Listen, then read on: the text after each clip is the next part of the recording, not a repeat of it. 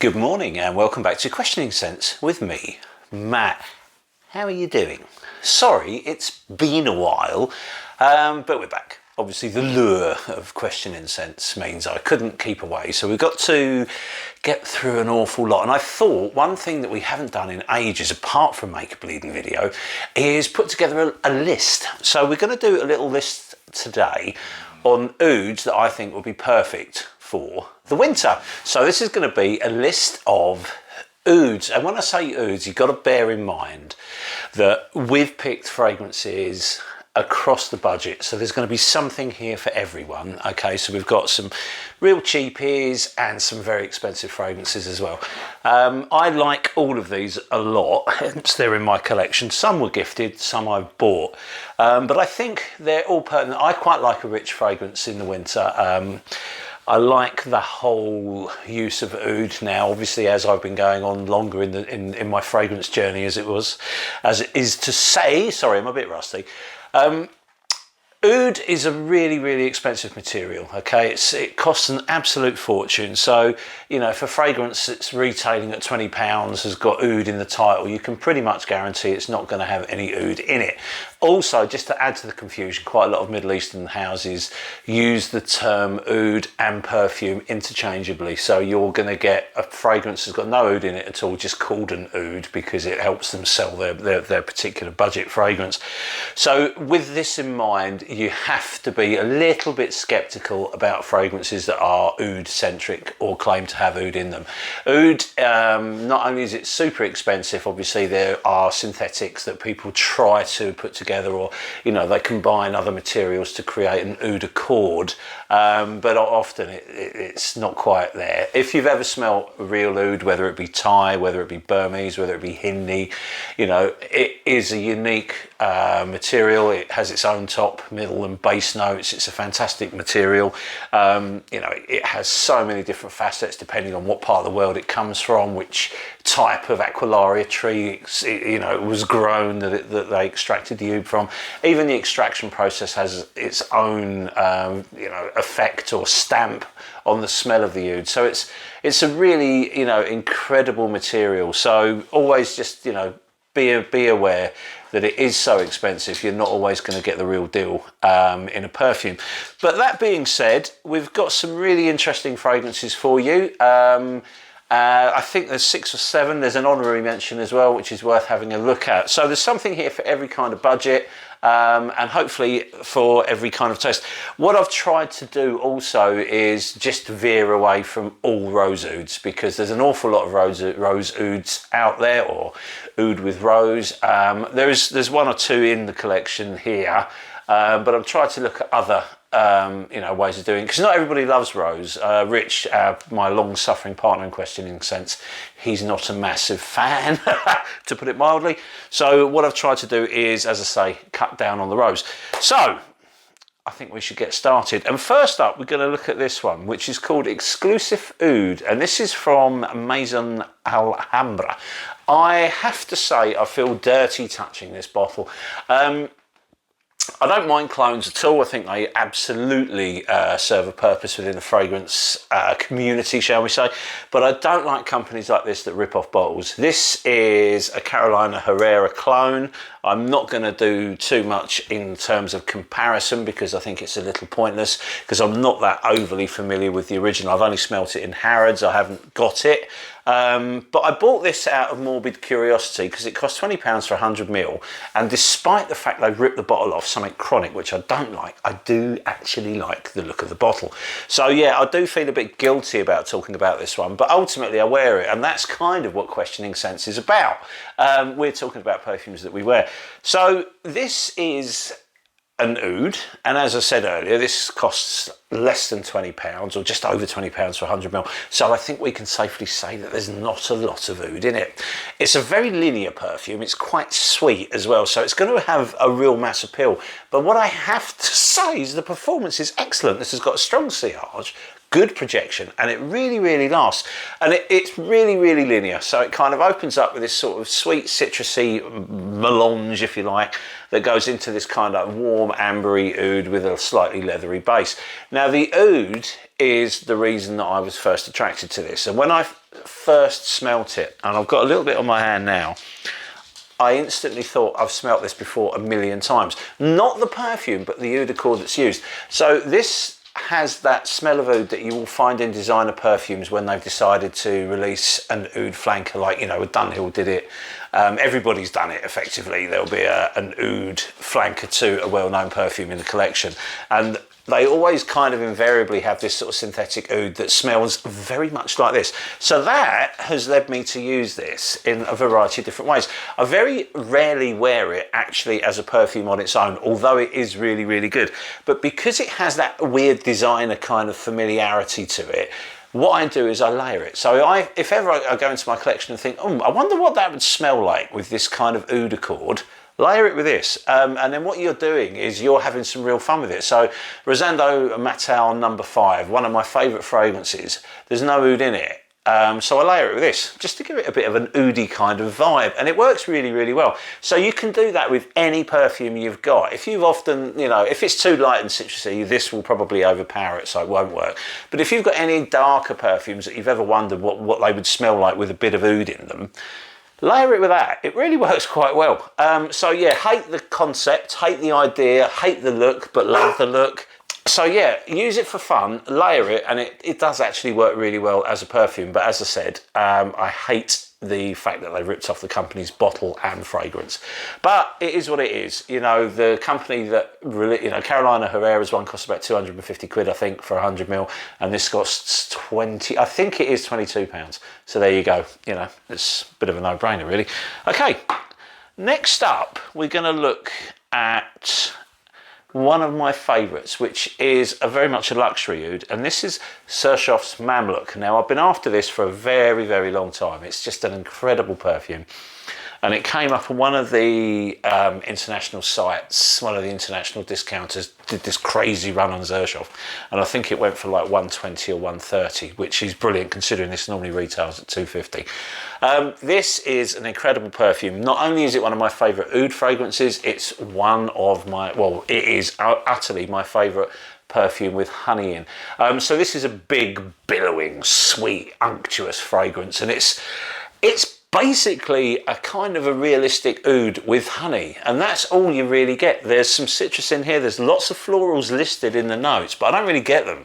I just get this warm, thick, gooey, sticky honey with a slightly edgy oud accord that sits underneath it, but the oud isn't unpleasant at all. It's lovely. It just gives a kind of an earthy woodiness to this huge, huge honey accord, and it is fantastic. The performance is blistering. It goes on forever. Massive sillage. Everyone will smell you within a radius of 100 miles if you go silly with it. So go light on the sprayer. A little goes an incredibly long way, but this is absolutely stunning. One of my favourite ouds, and certainly, easily, my favourite honey fragrance. So next up, from my favourite British house, we have Arabesque from Ormonde. This is the rose oud in this, but my gosh, what a beautiful, beautiful perfume. Mega, mega, mega brilliant stuff. If you're a fan of Ormonde and you like rose and you like oud, you need this. That's all I'm going to say. It's fantastic. But it's not a classic rose oud, which is just like a dark smoky oud and a rose. This is a lot more nuanced. It's a typical Ormonde in the fact that it's got a lot going on. There's lots and lots of support notes in here. It's a very modern perfume. It's incredibly airy. It's really, really good. There's some dark fruits on the top, which then blend into this luscious rose with this really, really noticeable oud. And you can really pick out the notes with this one because there is so much going on. It's a really interesting wear, but the sillage is incredible. It lasts and lasts and lasts. You know, if I wear this to work, I come home from work and it's still very, very noticeable on me. The performance is brilliant, but it's such a classy quality fragrance. I tend not to wear it for work because I think it's a bit too good for, you know, what I do for a living. But it's just a perfect big night out. It's completely unisex. I think all of these fragrances are completely unisex with the exception of one. And it is absolutely glorious. This is what the new 88ml bottles from Ormonde look like. I think they're brilliant. They're very pretty. The there are 8 sides to it. They're 88 mil. You know, obviously Linda Pilkington has a thing for the number 8, and it's represented perfectly here. This is a beautiful perfume. Okay, I cannot recommend this highly enough, but you must like oud and you must like rose. Gorgeous, gorgeous stuff. I can sort of, probably the easiest way I can describe this is it's in the same sort of world as Louis Vuitton's Ombre Nomade, but it's lighter, it's more nimble, it's more punchy, it's not as oppressive. Performance is fantastic. Now, I understand that the newer batches of Ombre Nomade aren't quite as big as they were when it was originally released. So this is a really good alternative. I prefer this considerably because I just think it's so much more wearable. The bright, you know, the bright fruits rather on the top give it something that Ombre Nomade doesn't have, because that's a fragrance to me that seems very heavy from the get-go, whereas this is much more light and airy. It's like you know, a middleweight Voxer versus a super heavyweight, and the middleweight wins purely because of fitness and skill and stamina and smelling like this, which is amazing. Okay, next up we're going to look at an expensive cheapie. And here we have Generation 2022 from Stephane Umbert Lucas. Now, this is an expensive perfume, of course it is. However, this is an old style bottle, and some willing chappie on eBay has got hundreds of these, and you can pick these up for about 80-90 pounds as opposed to the 250, 260, which normally, you know, this normally retails at. So here we have a dark oud with dark fruits, so it's like blackcurrant and oud and sort of musk and woods and stuff like that. Really, really gothic in the way it feels, but beautiful, very punchy, a huge performance to start with. Then it kind of settles down and sits close to your skin for quite a long time. Performance, it's not a beast, but it's more than acceptable. It's very, very good actually. But if you're looking for a darker fruity oud, then this is one for you. Okay, we're getting through them. It's all coming flooding back. It's like I've never been away. In a typically chaotic approach to making a video, I'm going to chuck my honourable mention, which is Armaf Niche Oud. I'm going to chuck it right in the middle for no reason whatsoever. It's just it's easier for me to grab it. They've got some front with this one. I mean, it's a cheap perfume. The presentation is brilliant. I love the bottle, the really, you know, solid cap. Everything about it's really, really good. I have another one from this collection as well, and I was really impressed with it, so I took a punt on Niche Oud. There's no oud in it. I cannot for the life of me find any oud accord in this at all. But what you have got is a really nice wintry amber, which isn't a million miles away from Maison Francis Kurkdjian's Grand Soir. So if you're looking for a cheapie that's really good to wear with pretty good performance, it's excellent. I will say one thing though, if you have Lattafa's Eternal Oud, you probably will not want this because they're quite similar. This is much nicer. Some of you will remember I did a review of Lattafa's Eternal Oud, and I was a bit underwhelmed by it, and I still stand by it. I'm not a massive fan of it. I think it's okay.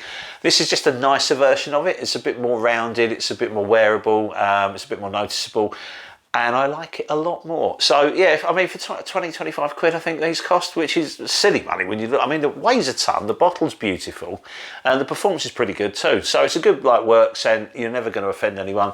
If you like that Grand Soir sort of kind of ambery type fragrances, you will really enjoy this, and it'll be a good like daily one. You can wear it to work. You're not going to offend anyone, and you will protect your more expensive fragrances. So yeah, highly recommended actually. Okay, next up we're going to go straight to the most ridiculous one in terms of cost, and that is this one from Electimuss. Now I have done a full video on this one, which is down below, so if you want to have a look at the review of that, you can. So I'm not going to spend too much time talking about this. This Gladiator Oud is made by Julien Rascornet for Electimuss. It's probably the strongest perfume I own. It's also the most expensive perfume I own. So, you know, it is an awful lot of money, but is it worth it? Yeah, probably it is actually. I will never ever finish this 100ml bottle. A couple of sprays of this are good to go for like a week, it would appear. It's just a masculine, I mean, it's going to be a masculine fragrance. Gladiator Oud, it's a perfume that's meant to represent the smell of the gladiator. Obviously, I've never been to ancient Rome, let alone Rome, so I don't know what a Gladiator smells like, but I would imagine it smells a lot like this. There's oud, a realistic, natural oud, made by LM, I think it is. I've actually smelt the oud that's in this isolated as a material, and it's fantastic. But there's all sorts of other stuff in here. There's hay, there's like sweat, it's slightly aromatic, there's cumin, there's immortelle, there's a ton of materials in here to make this really complicated leathery oud. And my gosh, it's utterly, utterly brilliant. Fantastic perfume. I cannot say enough good things about it, apart from the fact it costs a fortune. I think it's about 400 quid a bottle. So yeah, if you can afford it and you want it, buy it, you won't be disappointed. If you can't, don't. As simple as that. Never get yourself into debt over perfume. But try it. If you do get a chance to go to a store that sells it, give it a little spray and then you'll see what I'm on about, because it is a magnificent perfume. It's one of my favourites. It's just so bloody expensive, unfortunately, but good stuff. Okay, next up, a cheapie. We'll go complete other way. So here we have Lattafa's Art of Nature 1. This is an interesting one. It's quite cheap. Performance is excellent, and it's kind of, I would not use the word clone here. I'd say inspiration. So Maison Crivelli's Oud. I told you I was rusty. I'm getting all my words mixed up. Maison Crivelli's Oud Maracuja is a very, very popular passion fruit and oud fragrance. This is quite similar, but they're not using passion fruit. They're using plum, I think, and something else. But it's really, really good. It's not a scent profile I love, I'll be honest with you, which is why I don't own the original. But again, I keep using the word original and clone. This is more of an inspiration because it's not replicating the notes completely. It's just doing its own thing. It's a fruity oud with a leathery dry down. It's a bit like oud for greatness, but with a different fruit. It's that whole kind of thing. You've smelt it a million times before, but it's done very, very well. Good performance. Now, what I do like about this is also one of the things I don't like about it, because these sort of plum and all this other business goes on. It's really fuzzy, so there's no note definition at all. It's an incredibly linear perfume, but it wears well. So I do wear it and I do like it, and the performance is excellent, and it's not bad for the money at all. This is about 30 quid, I think. So yeah, look out for it if you like oud. I'm gonna do this here. So this one here, you have like a black currant, which is really precise. The oud is really, really noticeable, and you can pick out materials. This is another version of a fruity oud, although this one is dark and this one is light. So the fruits in the opening of this are very much like, if you've ever smelt the Indian ice cream kulfi, it's very much like that. So you have a creaminess under the fruit, but the fruits aren't precise at all. This is why I'm using the word fuzzy. It's just like a fruity vibe with a synthetic oud sitting underneath it. It works well together, but it's not precise. And it's not one of those cases where, reviewers will say, and it's so well blended, I can't pick out the notes.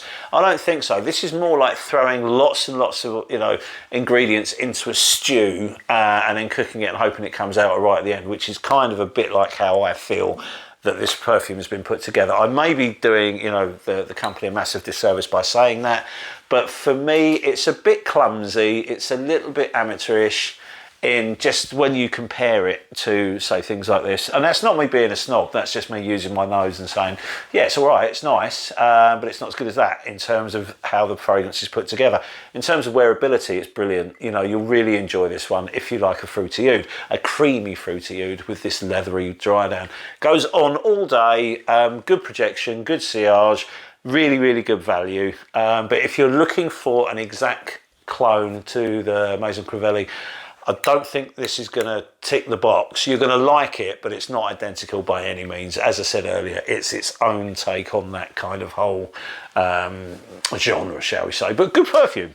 And then finally, this is an oud that has become one of my favourites, and it's absolutely the most interesting oud fragrance I own. And it's from a tiny, tiny company in Taiwan called OM Parfum, OM Perfume, or OM Parfum. It's called Maison, and I love it. This is absolutely brilliant. It's also one of the most versatile oud centric perfumes I own. You can wear this all year round. You can wear it I've worn it on a hot day. I went to meet a fragrant friend actually at a gallery, and I wore this. He tried it and absolutely adored it.